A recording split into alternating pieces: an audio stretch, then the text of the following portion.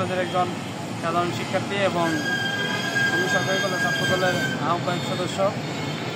আজকে সন্ধ্যা 6টার দিকে টঙ্গী সরকারি কলেজের আহ্বায়ক মেহেদী হাসান আরিফ আমাকে ফোন করে তার সাথে দেখা করতে চাই।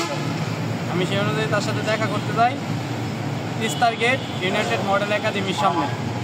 সেখানে সে আমার সাথে কিছু সময় কথা বলার পরে তার কাছে আরও দুইজন ব্যক্তি আসে।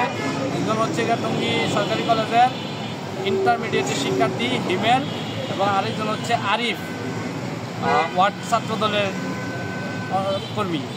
তো কথা কাটার এক পর্যায়ে আমি ওর সাথে সর্বোচ্চ ভালোভাবে কথা বলতেছিলাম। তারপর সে কথা কাটাকাটির এক পর্যায়ে আমাকে এলোপাতারি ধারালো লোহার বস্তু দিয়ে আমাকে এই যে এখানে আঘাত করে, এই যে আমাদের গালে আঘাত করছে, মাথায় আঘাত করছে। কে আঘাত করছে? আরিফ, হিমেল। প্রথমে আরিফ আঘাত করছে, তারপরে হিমেল, তারপরে আরেকটা আরিফ আছে, ওই আরিফ। এই যে আমার এখানে আঘাত করছে, এই যে মাথায় জখম আমার এখানে। কেন আঘাত করছে?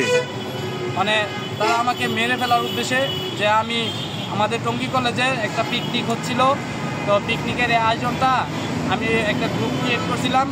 এই গ্রুপের তাকে অ্যাডমিন না দেওয়াতে সে আমার উপরে ক্ষিপ্ত হয়ে আমার উপরে এই হামলাটা করে। তারপর আমাকে বন্দুক ঠেকাইছে, আমাকে বলছে যেন আমি এটা যদি করি তারপরে আমার একদম মেরে ফেলবে। কে বন্দুক ঠেকাইছে? আরিফ। আরিফ কে? টঙ্গী সরকারি কলেজ ছাত্রদলের আহ্বায়ক আরিফ। আমার এই যে শার্ট ছিঁড়ে ফেলছে, এ দেখেন একবারে শার্ট ছিঁড়ে ফেলছে। এখন আপনি আইনগত ব্যবস্থা নিয়েছেন? আমি তারপর থানায় যেয়ে আমি মেডিকেল থেকে চিকিৎসা করে মাত্র আসলাম। আমি মেডিকেল থেকে বের হয়ে যেয়া আমি থানায় যেয়া আইনগত ব্যবস্থা নিয়েছি। এখন এই যে আমি মেডিকেল থেকে বের হয়ে এখানে আসলাম। আমার আরও অনেক চিকিৎসার প্রয়োজন। আমার মাথায় অনেক আঘাত হয়েছে, গায়ে অনেক আঘাত হয়েছে। আমার এই হাত এটা ভেঙে ফেলছে, যে এখানে এই যে লোহা দিয়া বাড়ি দিয়া। তারপর আমার এই হাতে আঘাত করছে, এই হাতেও আঘাত করছে আমার। তা আমি আরিফের টঙ্গী কলেজ ছাত্রদলের আহ্বায়ক মেহেদী হাসান আরিফ এবং হিমেল আরিফের আমি সর্বোচ্চ শাস্তি দাবি করতেছি। আমি আইনানুগ ব্যবস্থা নিয়েছি। আমার পরিচয় হচ্ছে আমি জাহিদ হাসান জুয়েল।